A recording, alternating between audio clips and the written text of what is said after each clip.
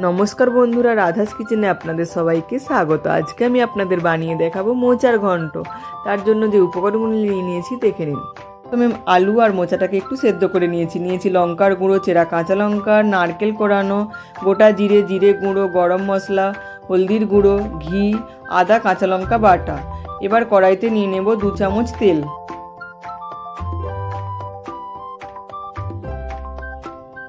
তেলটা গরম হয়ে গেলে দিয়ে দেবো তেজপাতা আর শুকনো লঙ্কা,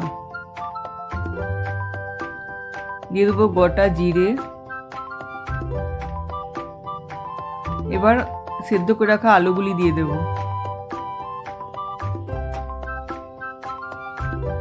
আলুগুলি একটু নেড়ে চেড়ে নেব। এবার এর মধ্যে দিয়ে দেব কুড়ানো নারকেল।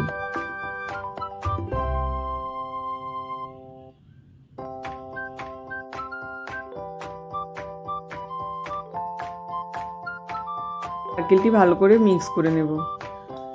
এর মধ্যে দিয়ে দেবো আদা, কাঁচা লঙ্কা বাটা।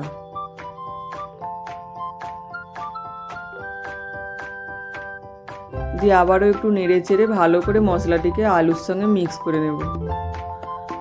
এবার দিয়ে দেবো আধা চা চামচ হলদির গুঁড়ো,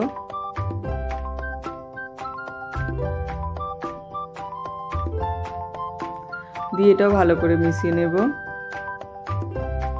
দিয়ে দেবো এবার জিরের গুঁড়ো 1 চা চামচ।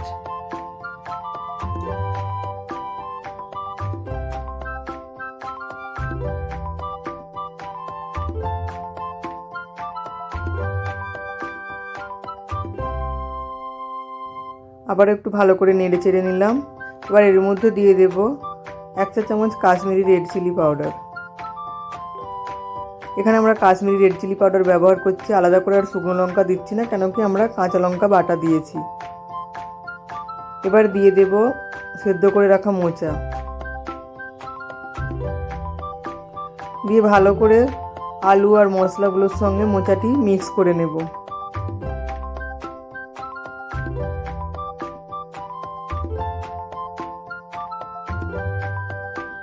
ভালোভাবে মিশিয়ে নিয়েছি।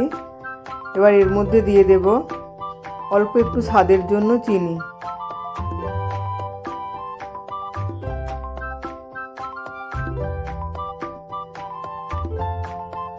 সবকিছু আবারও একটু একসাথে মিশিয়ে নেব। নিয়ে একটা ঢাকনা দিয়ে কিছুক্ষণ চাপা দিয়ে দেব। এবার ঢাকনা খুলে এর মধ্যে দিয়ে দেব 1.5 চা চামচ নুন, দিয়ে এবার এর মধ্যে দিয়ে দেব জল। অল্প একটু জল দেব, কেন কি মোচা আলু আগে থেকেই সেদ্ধ করা ছিল, মশলাগুলোর সঙ্গে ভালো করে এগুলো মিশে যাবে, তাই অল্প একটু দিয়ে দেব জল। দিয়ে আবারও ঢাকনা লাগিয়ে দেব।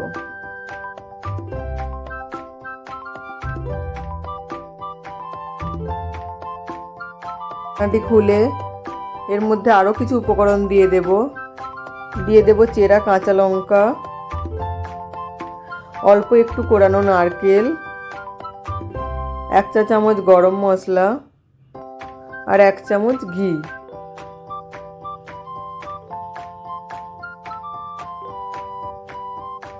দিয়ে ভালো করে আবারও একটু মিক্স করে নেব।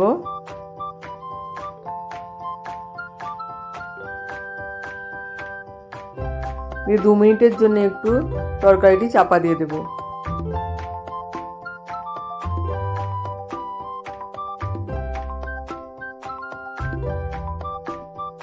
ঢাকনাটি খুলে আলু আর মোচাটিকে ভালো করে আমরা চেপে চেপে খুন্তির সাহায্যে মিক্স করে নেব।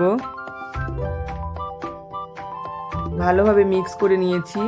দেখুন কত সুন্দরভাবে রেডি হয়ে গেল আজকে আমাদের মোচার ঘন্ট। আপনারাও এইভাবে বাড়িতে ট্রাই করতে পারেন। এবার একটি প্লেটে আমরা সার্ভ করে নিলাম। রেডি হয়ে গেল আজকে আমাদের মোচার ঘন্ট। এই রেসিপিটি যদি ভালো লেগে থাকে একটি লাইক করে আমার পাশে থাকবেন, চ্যানেলটি সাবস্ক্রাইব করে দেবেন। ধন্যবাদ বন্ধুরা।